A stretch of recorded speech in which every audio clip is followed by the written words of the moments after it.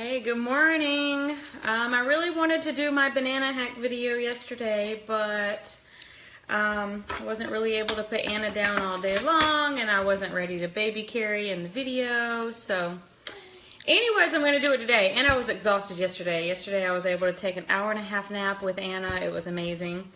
So bananas. So I'm going to show you what I do with them. So we buy lots and lots of bananas. So I do this about once every other month. I stock them in the freezer. And then these are just the bananas that we keep fresh that I'm not going to be freezing. Right now I'm averaging 1 to 2 bananas a day. So I eat tons of them. But I always eat one by itself, either in my cereal or oatmeal, and then I'll always have one in my shake as well. So there's something about putting a banana in your shake that makes it so creamy and smooth. Even if you don't like bananas and you put them in your shake, you can't taste them. You can't taste that it's a banana. It just makes the creamy consistency. Also, an avocado can do that for your shakes as well.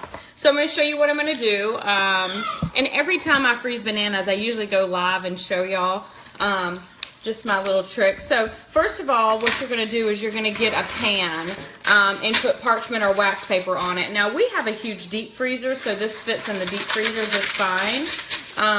But if you have just your regular fridge freezer, you can do it in a smaller container like this and, you know, stack them on top.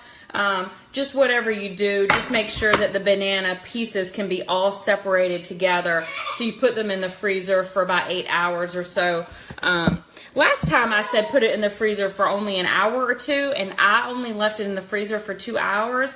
When I took the bananas out, they weren't quite ready, but I ended up putting them in the plastic bag anyways, and then they all ended up sticking together. It was awful. My husband and I had to basically get an ice pack and bang it in the sink to get them separated. It was just a big pain. So definitely freeze them for longer. You know, 5, 6, 8 hours, something like that. So what you're going to do is you're going to get your bananas. And you're going to cut them into sizes about like this. Now you can either just do it all with your fingers, or you can get your knife out.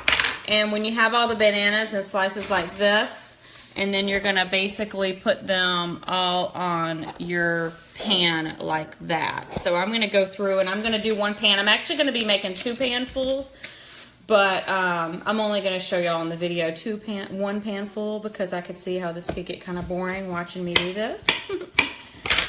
And then I'm going to show you how I put them in my freezer.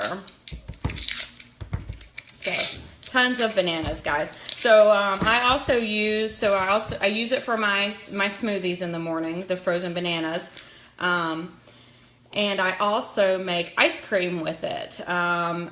Originally, I used to only make ice cream with just frozen bananas and frozen strawberries, and it does have like a watery consistency when it starts melting. I don't know. It's okay. But then I discovered putting protein powder or shake powder in with the ice cream, and oh my gosh, it's amazing. You take some strawberry Shakeology or just whatever powder that you use, and you put a frozen banana in with it, and you blend it up. You can add a little bit of strawberries. Oh my gosh, that is some of the best amazing ice cream. Oh, and for the smooth and creaminess, you want to add almond milk, rice milk, soy milk, just whatever kind of milk you have. The thicker milks like almond milk and soy milk seem to work great, but that'll make a great ice cream. And I really don't know the measurements, the portion sizes. I can't really tell you that because I kind of eyeball it.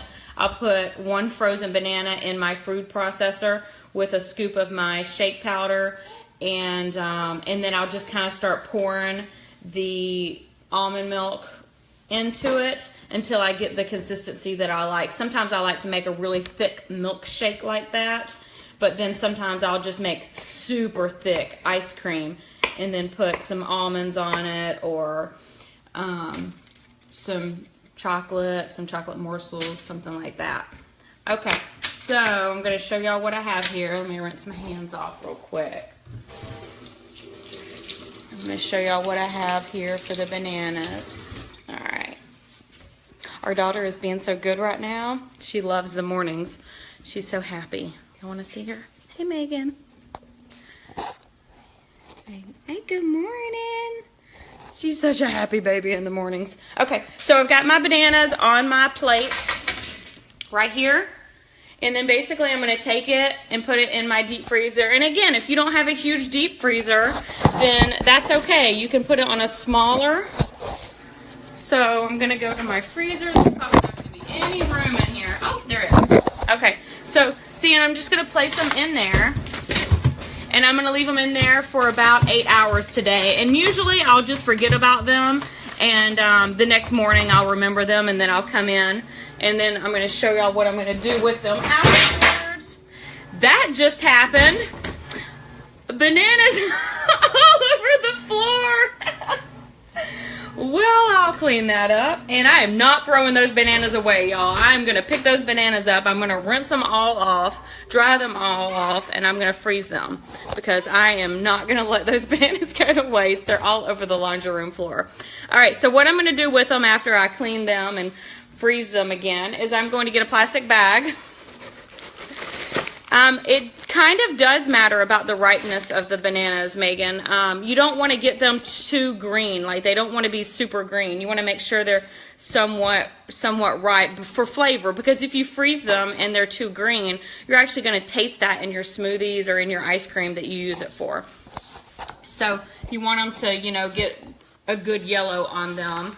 Some of these have a little bit of green at the top, but they're still pretty yellow in the center. So then you get a freezer bag after they've been freezing for about 8 hours, and you throw them all in the bag, seal it up, and you put them in the freezer, and they're just like frozen fruit. Now, y'all, I don't know why stores don't sell frozen bananas. So you can go to the store and get frozen strawberries, frozen blueberries. My husband and I buy these in bulk.